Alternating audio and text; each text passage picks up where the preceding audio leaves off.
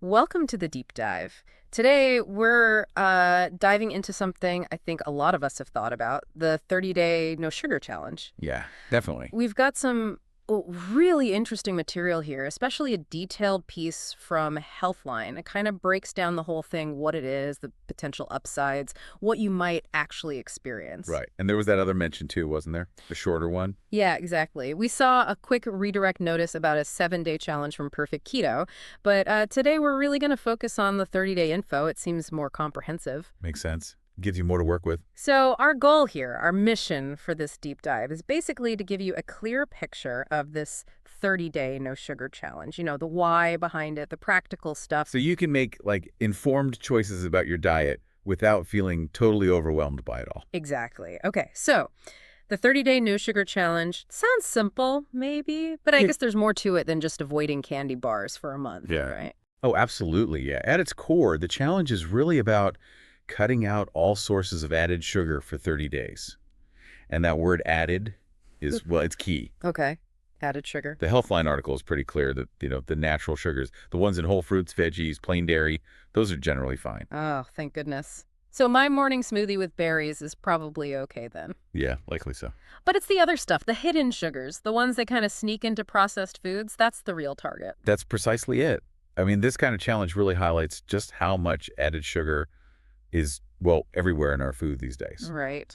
And while the main idea cutting added sugar is consistent, the exact rules, like what counts as added, can sometimes differ a bit between programs. Hmm. But honestly, the Healthline article gives such a solid overview, you could probably design your own challenge just based on that info. Okay, interesting. Now the big question, why? Yeah. Why would someone actually sign up for 30 days of no sugar?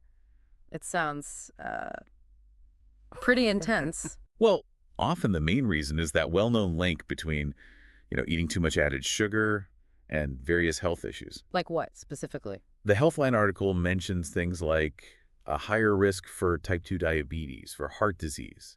It's like our bodies just aren't really built to handle the huge amounts of processed sugar many of us eat now. Yeah, that makes sense. And it's not just those big diseases, is it? I think the article also mentioned that cutting back on added sugar over time can help with like managing weight and keeping blood sugar levels steadier. It does, yeah. It Yeah. just feels intuitive, right? And when you dig into the potential health benefits that Healthline outlines, it becomes even clearer. Let's start with blood sugar. Okay. What's really striking is how quickly those sugars that get absorbed fast, think high fructose corn syrup, the stuff in sodas and candy, how quickly they can mess with our blood sugar control. Right. And the article brings up insulin resistance. Can we unpack that a bit? What does that actually mean? Sure. So insulin resistance is basically when your body cells don't respond properly to insulin anymore. Insulin's the hormone that helps sugar get out of your blood and into your cells for energy. Uh-huh. So if your cells are resistant, your blood sugar and insulin levels can stay too high. And that, unfortunately, can contribute to a whole bunch of serious problems down the line. Like what kind of problems? Well, the article lists quite a few. Retinopathy, which is eye damage, dementia, chronic kidney disease, NAFLD, that's non-alcoholic fatty liver disease, Wow. PCOS, even cardiovascular disease.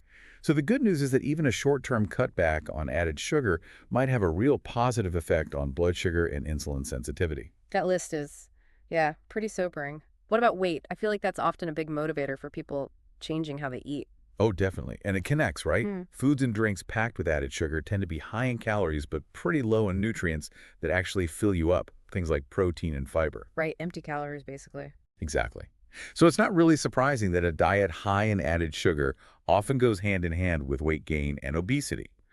The Healthline piece suggests that cutting out these sugars, especially if you replace them with nutrient-dense whole foods, could definitely help with weight loss or management. And it's not just internal health, is it? I think the article mentioned oral health, too. My dentist is always talking about sugar. Huh. Yeah, dentists love this topic. And for good reason. It's pretty direct. Bacteria in your mouth feed on sugar. Mm-hmm. And when they do, they produce acid. That acid eats away at your tooth enamel, leading straight to cavities and decay. So less added sugar means less food for those bacteria, which helps protect your teeth. Okay, that's clear. And the liver. You mentioned NALD earlier. That sounds serious. It's a growing concern, for sure. And Healthline explains there's a strong connection with high sugar diets, especially diets high in fructose. Fructose, okay. They even cite a 2021 study. It involved teenage boys who already had an AFLD. Yeah. It found that just 8 weeks on a low-sugar diet significantly reduced how much fat their livers produced and the amount of fat stored in the liver. Wow, just 8 weeks. Yeah, along with improvements in fasting insulin. Hmm. It was compared to a group that didn't change their diet. So it's like giving your liver a real break. So cutting sugar can actually help your liver work better. That's quite a direct benefit. What about heart health? That's always a major concern for people. Absolutely. The article points out that sugary drinks, in particular, are linked to several big risk factors for heart disease. Such as? Things like high blood pressure, higher triglycerides, that's a type of fat in your blood, and higher levels of LDL, the bad cholesterol. Okay. And there are quite a few studies connecting high added sugar intake generally with a greater risk of getting heart disease and even dying from it earlier. It seems to affect the cardiovascular system pretty directly, not just through weight gain. So it's like a double hit affecting weight and directly impacting the heart. The article also hinted at some other potential benefits, didn't it? Something about mood and maybe skin. It did, yeah. Now, the research in these areas might still be developing, but the article does mention some studies suggesting a link between diets high in added sugar and more symptoms of anxiety and depression. Interesting. So, the implication is that cutting sugar might positively affect mental well-being. And then for skin, there's a suggested link between eating a lot of sugar and faster skin aging. Faster aging. How? Well, the idea is that sugar might contribute to the breakdown of collagen and elastin in the skin. Oh, wow. Okay, definitely something to think about. And energy levels. I know I've grabbed a sugary snack for a quick boost, only to feel terrible an hour later. The crash. Oh, the classic sugar crash. It's so common.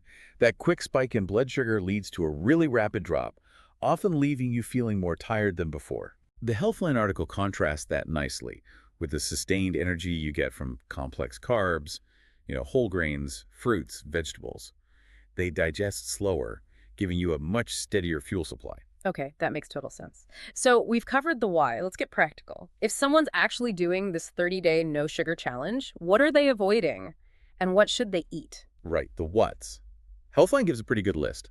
On the avoid side, it's the obvious stuff like table sugar, honey, maple syrup, corn syrup. Usual suspects. Yeah, but also the less obvious ones hidden in sweetened drinks, Mm-hmm. soda, obviously, but also many fruit juices, even seemingly healthy ones, plus flavored coffees, sports drinks. In condiments? I never really thought about ketchup or BBQ sauce having that much sugar. Or those flavored coffee creamers. Exactly. Those can add up really quickly. The list also covers things like flavored yogurts, ice cream, most commercial baked goods, cookies, cakes, donuts, Mm-hmm. sugary breakfast cereals, granola bars, flavored oatmeal, candy of all kinds, naturally. And even many alcoholic drinks, like cocktails or sweetened liquors.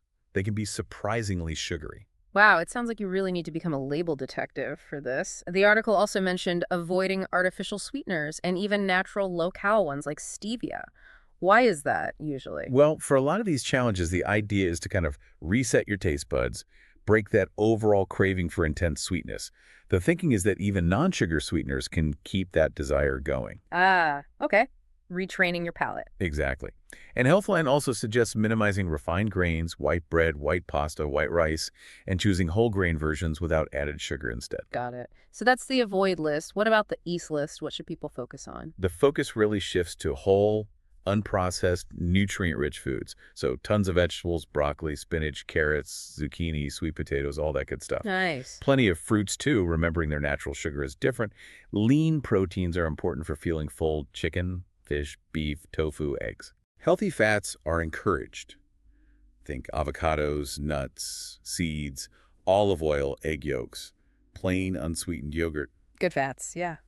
And for carbs, stick to complex ones: beans, lentils, quinoa, butternut squash, brown rice, and drinks. Mostly water, sparkling water, unsweetened tea, and coffee. It actually sounds like a really healthy way to eat overall, just without the added sweet stuff. It generally is, yeah. But are there any downsides? I mean, cutting out added sugar so drastically sounds like a big change for most people. That's a really important point. Healthline notes that physically, if you do it responsibly and eat a balanced diet otherwise, there aren't usually major negative health effects. Okay. However, they do highlight a potential psychological downside.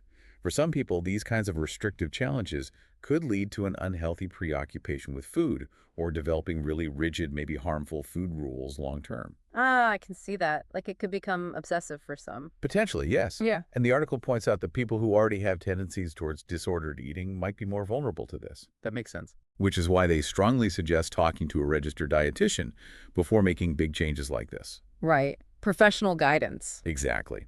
A dietitian can give you personalized advice, help you plan balanced meals, provide support, and just make sure you're nourishing yourself properly through the whole thing. So it's not just about restriction, it's about ensuring you're still getting what you need healthily. Okay. So, what's the main takeaway from Healthline? What's the big picture view they encourage? The key message seems to be that a 30-day challenge like this can be a fantastic tool, really, for becoming more aware of where all that added sugar is actually coming from in your diet. Like an investigation period. Kind of, yeah, an opportunity to get mindful about your habits. But crucially, the article stresses that the end goal isn't necessarily to banish all added sugar forever once the 30 days are up. Okay, so it's not about permanent deprivation. Not necessarily. The real lasting benefit comes from shifting towards a more sustainable way of eating one that's generally low in added sugars, but rich in those healthy whole foods we talked about, something you can stick with long term. Building healthier habits, not just a temporary fix. Exactly. It's about fostering a better relationship with food, not just white-knuckling it for a month. That resonates. Now, we did see that quick mention of the 7-day challenge earlier. How does a shorter challenge fit in? That's a good point. Shorter challenges like that 7-day one can be a good, maybe less intimidating first step for some Yeah. people just dipping their toes in. Mm-hmm. The core principles identifying and cutting added sugars are the same.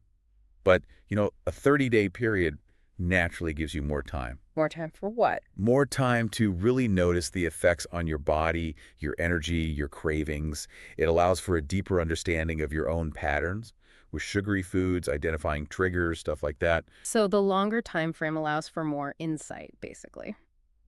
Okay, well, this has been really, really informative. We've definitely covered a lot on this 30-day no sugar challenge, pulling heavily from that Healthline article. Absolutely. We've looked at what it entails, the potential benefits across different health areas, the foods to focus on and avoid, and those important caveats about potential downsides and seeking guidance. So for you listening, maybe take a second now to think about your own diet. Where might those added sugars be hiding for you? Think about those categories, the drinks, the sauces, maybe even breakfast foods or snacks you thought were healthy. Yeah, hopefully this information gives you a really solid starting point. Whether you feel like trying a structured challenge or maybe you just want to make some smaller gradual changes to cut back on added sugar for your long-term well-being. Right. And on that note, here's a final thought to chew on.